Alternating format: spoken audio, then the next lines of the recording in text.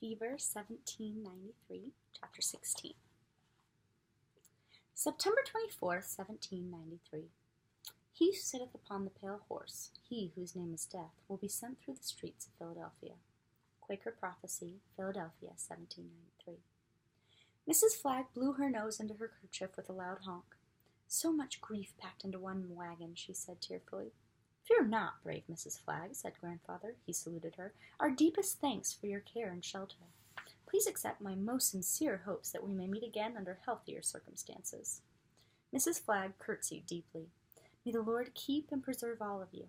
She waved goodbye, and the wagon rolled forward. Soon Bush Hill faded into the horizon.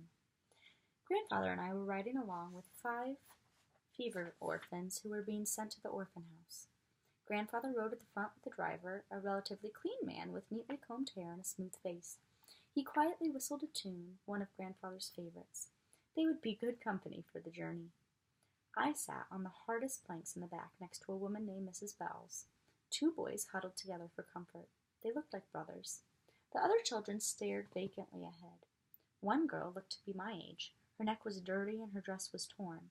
I wanted to speak to her, but I couldn't think of what to say. When she saw me looking at her, she turned away. Mrs. Bowles was a straight-backed woman dressed in Quaker gray. She was older than Mother, with kind eyes and laughter lines that curled around the sides of her mouth. As we drove away from the hospital, she picked up the smallest crying child and sat him in her lap. The child's sobs kept time with the rhythm of the horse hooves on the road. He wiped his nose on the front of her dress and snuggled closer in her arms. Mrs. Flagg explained that you had been through a great deal, Mrs. Bowles said gently. Yes, ma'am. These are trying times. They seem to bring out the best and worst in the people around us. We sat in silence, watching as the slate roofs of the houses on the outskirts of the city came into view. Mosquitoes, gnats, and flies followed the wagon, drawn by the smell of sweating children and horses. How old are you, Matilda? 14, 15 in December. And are you feeling recovered from your illness? Fully recovered? I nodded. My only complaint is that my stomach rumbles all the time. She smiled and shifted the child in her arms. That is normal enough for someone your age, if I may inquire. She began delicately. Yes. Have you considered what you might do to help? You have recovered, so you cannot get the fever again. You are young and strong. We have a real need for you. How can I help anyone? I'm just a girl. As soon as the words were out of my mouth, I wanted to pinch myself. The first time anyone treats me like a woman, and I respond like an infant. You are much more than a girl, let me assure you of that. You are older than Susanna there. She inclined her head toward the girl with the dirty neck. She has lost her family, but we're not taking her in as an orphan. She will help us with the younger children. The child in Mrs. Bowles' lap stirred and whimpered. Shh, hush, she whispered to the little one. I know that you have not received any word from your mother yet. It may be better for you to stay with us. We would keep you fed and warm, and you could provide us with a much-needed extra pair of hands. The wagon had reached the part of the city where new houses and businesses were under construction. Where there should have been an army of carpenters, masons, glaziers, plasterers, and painters, I saw only empty shells of buildings already falling into disrepair after a few weeks of neglect. Grandfather would not allow it, I said with confidence. If Mother is still out in the country, then we too shall care for each other. He doesn't know the first thing about shopping at the market or cooking, and I need him to chop wood, and he will make sure I'm well. It's good you have each other, Mrs. Bowles said in the same placid voice, but you should not leave your house once you arrive. The streets of Philadelphia are more dangerous than your darkest nightmare. Fever victims lay in the gutters, thieves and wild men lurk on every corner. The markets have little food. You can't wander. If you are determined to return home with your grandfather, then you must stay there until the fever abates. Grandfather turned to address us. We may end up at the Ludingtons' farm after all, he said. Josiah here tells me there's not much food to be found anywhere, Mattie. I'll write to them again as soon as we arrive home. It won't do you no good, the driver interrupted. The post office just closed down. It could take until Christmas before they can deliver letters. Mrs. Bowles patted my arm. Don't fret, Matilda. If you like, you may choose to take employment at the orphanage. I'm sure the trustees would approve a small wage if you helped them with cleaning or minding the children. They have for Susanna. She'll help with the laundry. Susanna didn't look strong enough to wash a teaspoon, much less a tub full of clothing. What will happen to her when the fever is over? I whispered. Mrs. Bowles lowered her voice. She is at a difficult age. She's too old to be treated as a child, but not old enough to be released on her own. Her parents own a small house. The trustees will sell that and use the money for her dowry. We will hire her out to work as a servant or scullery maid. She's attractive enough. I'm sure she'll find a husband. A fly bit the ear of the child on Mrs. Bull's lap, and his howl cut off the conversation. Scullery maid, that was one thing I would never be. I imagined Mother's face when she arrived home and found what a splendid job I had done of running the coffee house. I could just picture it.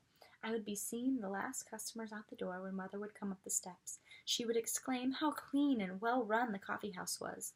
Grandfather would point out the fancy dry goods store I was building next door. I would blush, looking quite attractive in my new dress, French, of course. Perhaps I could hire Susanna to do the washing up. That would be a way of helping. I broke off my daydream to take in our surroundings. Grandfather and the driver had stopped swapping stories. He turned to look back at me anxiously. We were in the center of a dying city. It was night in the middle of the day. Heat from the brick houses filled the street like a bake oven. Clouds shielded the sun. Colors were overshot with gray. No one was about. Businesses were closed and houses shuttered. I could hear a woman weeping. Some houses were barred against intruders. Yellow rags fluttered from railings and door knockers, plus yellow, fear level, to mark the homes of the sick and the dying. I caught sight of a few men walking, but they fled down the alleys at the sound of the wagon. "What's that?" I asked, pointing to something on the marble steps of a 3-story house. "Don't look, Matilda," Grandfather said. "Turn your head and say a prayer." I looked. It appeared to be a bundle of bed linens that had been cast out of an upper window. But then I saw a leg and an arm. "It's a man! Stop the wagon! We must help him!" "He's past helping, miss," the driver said as he urged on the horses. "I checked him on the way out to fetch you this morning. You were too far gone to go to the hospital. His family tossed him out so they wouldn't catch the fever. The death cart will get him soon for burying." I couldn't help but stare as the wagon rolled by the stoop. He looked about 17 and wore well-tailored clothes stained with the effects of the fever. Only his polished boots remained clean. His yellow eyes stared lifelessly at the clouds, and flies collected on his open mouth. "Won't there be a burial? A church service?" I asked as the driver turned east onto Walnut Street.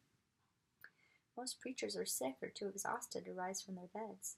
A few stay in the square during the day, and that takes care of the praying." How could the city have changed so much? Yellow fever was wrestling the life out of Philadelphia, infecting the cobblestones, the trees, the nature of the people. Was I living through another nightmare? "What date is this?" I asked Mrs. Bowles. "Today is September the 24th, she answered. "The 24th? That's not possible." I counted on my fingers. "We fled on the 8th. When we left, there were reports of 1,000 dead. Do you know what the total is now?" "Double that. It's double that at least," she said. It slowed down those few cool days, but as soon as the temperature rose again, so did the number of corpses. The driver pulled on his reins to stop the horses.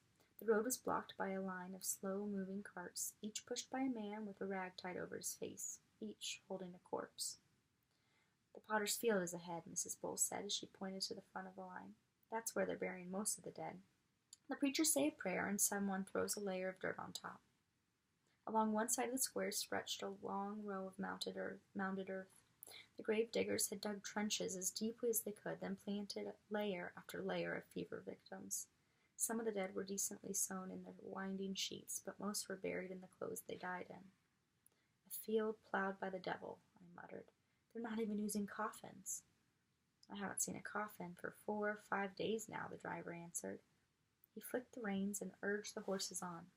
At 5th Street, the wagon stopped. "Here's the orphan house," said Mrs. Bowles.